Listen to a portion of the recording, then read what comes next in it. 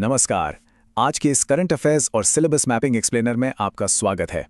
देखिए, एक serious aspirant की सबसे बड़ी चुनौती क्या होती है? यही ना कि रोज की खबरों को सीधे GS1 से लेकर GS4 के स्टैटिक सिलेबस से कैसे जोड़ें। तो बस आज बिना एक भी मिनट वेस्ट किए हम आज के डोसियर की हर अहम खबर को सीधे एग्जाम के पॉइंट ऑफ व्यू से मैप करने वाले हैं। चलिए, फुल एनर्जी और फोकस के साथ शुरू करते हैं। तो आज का हमारा अप्रोच काफी स्ट्रक्चर्ड रहेगा। टॉपिक्स को हमने जीएस पेपर्स के हिसाब से ग्रुप किया है ताकि आपको बिगर पिक्चर समझ आए। शुरुआत पॉलिटी एंड गवर्नेंस से होगी, फिर सीधे इंटरनेशनल रिलेशंस और उसके बाद इकोनॉमी, एसएनटी और एथिक्स को कवर करेंगे। और हाँ, एंड में इन्हीं टॉपिक से मेंस क्वेश्चंस और प्रीलिम्स के लिए एकदम रैपिड फायर रिवीजन भी होगा।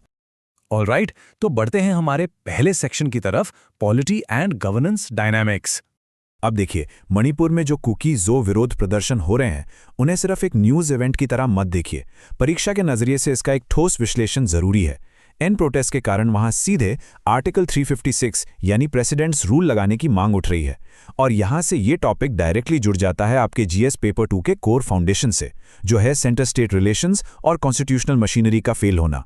खबरों को हमेशा ऐसे ही स्टैटिक सिलेबस से ट्रेस करना पड़ता है, राइट, ताकि हम इन रियल वर्ल्ड टेंशंस को संवैधानिक दायरे में रखकर देख सकें। अब आते हैं गवर्नेंस फेलियर के एक बहुत बड़े एग्जाम्पल पर, हाल ही का नीट यूजी क्राइसिस। यहाँ ना प्रीलिम्स का एक बहुत बड़ा ट्रैप छिपा हुआ है, जरा ध्यान दीजिएगा। एनटीए यानी नेशनल टेस्टिंग एजेंसी कोई स्टैट्यूटरी बॉडी नहीं है, ये एक सोसाइटी है जो सोसाइटीज रजिस्ट्रेशन एक्ट 1860 के तहत आती है। जबकि अगर हम यूपीएससी की बात करें तो वो एक स्टैट्यूटरी बॉडी होती है। एक स्टैट्यूटरी स्टेटस किसी भी संस्था को ज्यादा अकाउंटेबिलिटी और पावर देता है, जो क्लियरली एनटीए के पास नहीं है। बाय द वे, 2020 में नेशनल मेडिकल कमीशन ने एमसीआई को रिप्लेस किया था। तो एनटीए की इसी स्ट्रक्चरल कमजोरी का मूल्यांकन अब के राधाकृष्णन कमेटी कर रही है, जो पूरी एग्जाम प्रोसेस की खामियों को रिव्यू कर रही है। तो अब सवाल उठता है, इसका सोल्यूशन क्या हो सकता है? अक्सर हम सुनते हैं कि सीबीटी यानी कंप्यूटर बेस्ड टेस्ट ओएमआर का एक परफेक्ट ऑल्टरनेट है और इससे लीक्स की प्रॉब्लम सॉल्व हो जाएगी। लेकिन सच्चाई क्या है? सच्चाई यह है कि जब तक आपके पास एक मजबूत संस्थागत निष्ठा यानी इंस्टीट्यूशनल इंटेग्रिटी नहीं है, तब तक सीबीटी जैसे टेक्निकल अपग्रेड्स कुछ नहीं कर सकते। अकाउंटेबिलिटी की कमी को सिर्फ टेक्नोलॉजी से ठीक नहीं किया जा सकता। इसके लिए ठोस एडमिनिस्ट्रेटिव रिफॉर्म्स चाहिए। टेक्नोलॉजी सिर्फ एक टूल है, शुचिता तो हमेशा मानवीय और संस्थागत नैतिकता पर ही निर्भर करेगी। चलिए अब GS2 और GS3 के इंटरसेक्शन की तरफ शिफ्ट करते हैं, जहां हम इंटरनेशनल रिलेशंस और ट्रांसबाउंड्री सिक्योरिटी की बात करेंगे। हाल ही में दिल्ली में हुई ब्रिक्स विदेश मंत्रियों की बैठक के आउटकम्स काफी इंटरेस्टिंग रहे। विदेश मंत्री एस जयशंकर जी ने इसकी अध्यक्षता की और एक लंबा 363 पैराग्राफ का चेयर स्टेटमेंट तो निकल गया, पर कोई जॉइंट स्टेटमेंट नहीं आ पाया। क्यों? क्योंकि ईरान और यूएई के बीच वेस्ट एशिया फ्लैश पॉइंट को लेकर आपसी सहमति ही नहीं बन पाई।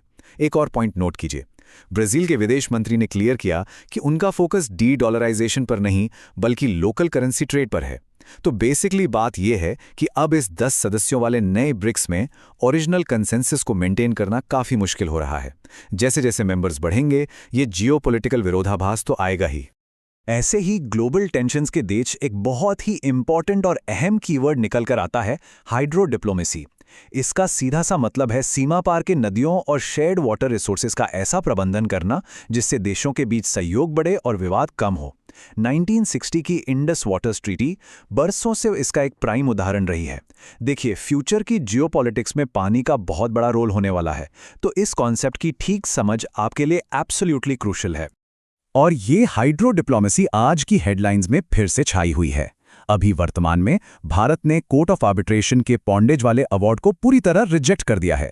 अब यहां से हमारा तकनीकी भूगोलीय कॉन्सेप्ट बनता है, रन ऑफ रिवर प्रोजेक्ट्स और पॉन्डेज के बीच का अंतर। रन ऑफ रिवर में पानी का बहाव निरंतर रहता है, जबकि पॉन्डेज में पानी को टेम्पररी तौर पर स्टोर किया जाता है। एग्जाम के लिए ये टॉपिक आपके GS2 और GS3 के ट्रांसबाउंड्री ट्रीटीज वाले हिस्से में जाकर सेट हो जाता है। ये कड़ी हमें दिखाती है कि हर डिप्लोमेटिक स्टैंड के पीछे एक सॉलिड ज्योग्राफी और टेक्निकल बुनियाद होती है। मूविंग ऑन, अब हम आगे बढ़ते हैं और अपने आखिरी कोर पेपर्स पर ध्यान केंद्रित करते हैं, जहां इकोनॉमी, एसएनटी और एथिक्स का कॉम्बिनेशन है। सेमीकंडक्टर इकोसिस्टम को अगर देखें तो इसमें मुख्य रूप से 2 अलग दृष्टिकोण होते हैं।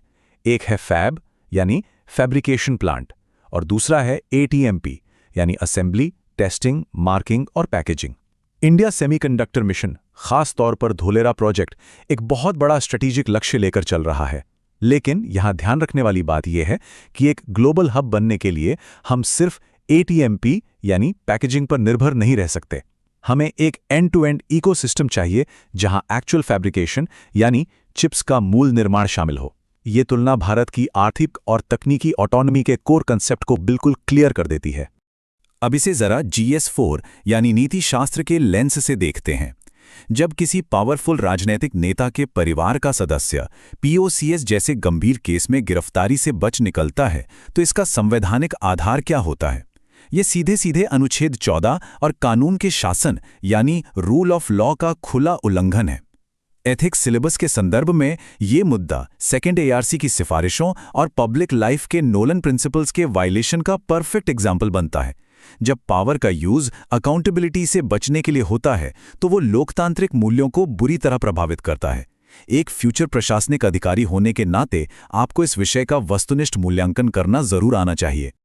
ऑल राइट, तो स्टैटिक और डायनामिक कॉन्सेप्ट्स हमने समझ लिए। अब टाइम है इनको अप्लाई करने का। आइए देखते हैं कि आज की इन खबरों से मेंस परीक्षा के लिए किस तरह के प्रश्न फ्रेम होते हैं। आपके सामने GS2 अंतर्राष्ट्रीय संबंध का एक 15 मार्क प्रश्न है जो उम्मीदवारों से मांग करता है कि आप इंडस वाटर ट्रीटी जैसे वाटर शेयरिंग अरेंजमेंट्स की स्ट्रक्चरल वल्नरेबिलिटीज को क्रिटिकली एनालाइज करें। अभी जो हमने हाइड्रो डिप्लोमेसी और कोर्ट ऑफ आर्बिट्रेशन के खारिज होने का कॉन्सेप्ट डिस्कस किया ना, वही आपके उत्तर का मुख्य आधार बनेगा। आपको विश्लेषण करना होगा कि जब हॉस्टाइल स्टेट्स के बीच तनाव बढ़ता है तो पानी के समझौते कैसे प्रेशर में आते हैं। दूसरा अहम सवाल सीधे GS2 गवर्नेंस और हाल ही के नीट UG लीक्स क्राइसिस से जुड़ा है। यह भारत के एग्जामिनेशन गवर्नेंस इकोसिस्टम की संरचनात्मक कमियों पर सवाल उठा रहा है। देखिए, यहाँ सुपरफिशियल या सतही सुधारों पर लिखने से काम नहीं चलेगा। एक सटीक उत्तर में आपको NTA की नॉन स्टैट्यूटरी हकीकत और अकाउंटेबिलिटी मैकेनिज्म में विफल होती इंस्टीट्यूशनल इंटेग्रिटी के बारे में विस्तार से लिखना होगा ताकि एक ठीक और स्थायी समाधान आप प्रस्तुत कर सकें। चलिए, अब इस एक्सप्लेनर को उस स्टेज पर ले चलते हैं जो प्रीलिम्स के दिन आपके सबसे ज्यादा काम आएगी, हमारी रैपिड फायर रिवीजन समरी। अगले कुछ सेकंड्स में हम इन हाई यील्ड फैक्ट्स को तेजी से रिकॉल करेंगे। रेडी? प्रीलिम्स के लिए इन महत्वपूर्ण तथ्यों का तेजी से पुनरावलोकन करते हैं। पहला फैक्ट, केरला चुनाव में UDF ने शानदार प्रदर्शन करते हुए 140 में से 102 सीट्स हासिल की हैं। दूसरा, नीट UG स्टैट्स इस साल लगभग 22.79 लाख कैंडिडेट्स रजिस्टर्ड थे, जिसका 21 जून को रीटेस्ट होना है और इस मामले में CBI अब तक 9 लोगों को अरेस्ट कर चुकी है। तीसरा और अहम बिंदु, ब्रिक्स पैरामीटर्स। अब इसमें टोटल 10 मेंबर्स शामिल हैं और इसका आगामी समिट 10-11 सितंबर को भारत द्वारा होस्ट किया जाएगा। ये सारी संख्याएं स्टेटमेंट बेस्ड क्वेश्चंस के लिए आपके माइंड में पूरी तरह क्लियर होनी चाहिए। और आज के इस गहन विश्लेषण को हम एक बेहद विचार उत्तेजक थॉट के साथ समाप्त करेंगे। कहा जाता है, water is the new oil, transboundary rivers are the new battle grounds of the 21st century. यानी जल ही नया तेल है और सीमा पार नदियां 21वीं सदी के नए युद्ध क्षेत्र हैं। IWT डिस्प्यूट्स और हाइड्रो डिप्लोमेसी की इतनी डीपली चर्चा करने के बाद इस वाक्य की गहराई और ज्यादा बढ़ जाती है। आप खुद सोचिए, क्या प्राकृतिक संसाधन ही भविष्य के सबसे बड़े संकट का कारण बनेंगे? ये आने वाले किसी भी ऐसे के लिए एक परफेक्ट और जबरदस्त हुक हो सकता है। तो बस इन्हीं विचारों के साथ आज का ये एक्सप्लेनर हम यहीं समाप्त करते हैं। निरंतर अध्ययन करते रहें और मिलते हैं आपसे अगले एक्सप्लेनर में। तो ये थी आज की मुख्य खबरें, लेकिन अगर आप और डिटेल में जाना चाहते हैं तो इस पूरे एनालिसिस की PDF, जिसमें डिटेल्ड नोट्स और प्रीलिम्स के लिए MCQs भी शामिल हैं, वो आपको हमारे टेलीग्राम चैनल पर मिल जाएगी। आप स्क्रीन पर दिए गए QR कोड को स्कैन कर सकते हैं या फिर डिस्क्रिप्शन और बायो में दिए गए लिंक पर क्लिक करके चैनल से जुड़ सकते हैं।